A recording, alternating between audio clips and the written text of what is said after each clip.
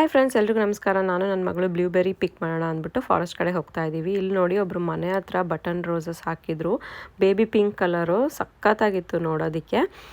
ಇದು ಬಂದು blueberry forest, ಅಂದರೆ ನಮ್ಮನೆ ಹಿಂದ್ಗಡೆನೇ ಇದೆ ಫಾರೆಸ್ಟು. ಆ್ಯಕ್ಚುಲಿ ಬ್ಲೂಬೆರೀಸ್ ಎಲ್ಲ ನಮ್ಮನೆ ಬ್ಯಾಕ್ ಯಾರ್ಡಲ್ಲೂ ಕೂಡ ಸಿಕ್ಕಾಪಟ್ಟೆ ಇದೆ. ಮೊದಲಿಗೆ ಫಾರೆಸ್ಟಲ್ಲಿ ಪಿಕ್ ಮಾಡಿಕೊಂಡು ಆಮೇಲೆ ನಮ್ಮನೆ ಬ್ಯಾಕ್ ಯಾರ್ಡಲ್ಲಿ ಪಿಕ್ ಮಾಡೋಣ ಅಂತ ಬಂದಿದ್ದೀವಿ. ಬ್ಲೂಬೆರೀಸ್ ಪ್ಲ್ಯಾಂಟ್ಸ್ ನೋಡಿ ಇಷ್ಟು ಚಿಕ್ಕದಾಗಿರುತ್ತೆ, ಪುಟ್ಟದಾಗಿ, ಮೇಲ್ಗಡೆ ದೊಡ್ಡದಾಗಿ ಬರೋದಿಲ್ಲ. ನೀವು ನೋಡ್ತಾ ಇರ್ಬೋದು, ಬ್ಲೂಬೆರೀಸ್ ಎಲ್ಲ ಪುಟಾಣಿ ಇದೆ.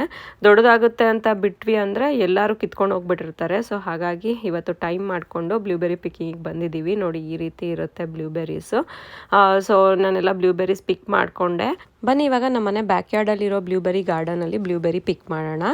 ನಮ್ಮನೆ ಬ್ಯಾಕ್ ಯಾರ್ಡಲ್ಲಿ ಸ್ವಲ್ಪ ಮೇಲೆ ಹೋದ್ರೇ ಕಂಪ್ಲೀಟ್ ಬ್ಲೂಬೆರೀಸ್ ಇದೆ. ನೀವು ರೂಫ್ ನೋಡ್ತಾ ಇದ್ದೀರಲ್ಲ, ಅದೇ ನಮ್ಮನೆ. ನೋಡಿ ಇದೆಲ್ಲಾನು ಬ್ಲೂಬೆರೀಸು. ಈ ಏರಿಯಾನಲ್ಲಿ ಸಿಕ್ಕಾಪಟ್ಟೆ ಬ್ಲೂಬೆರೀಸ್ ಇರೋದ್ರಿಂದ ಏರಿಯಾ ನೇಮೇ ಬ್ಲೂಬೆರಿ ಸ್ಟ್ರೀಟ್ ಅಂತ, ಸ್ವಿಡಿಷಲ್ಲಿ ಬ್ಲಾಬರ್ ಸ್ಟೀಗನ್ ಅಂತ.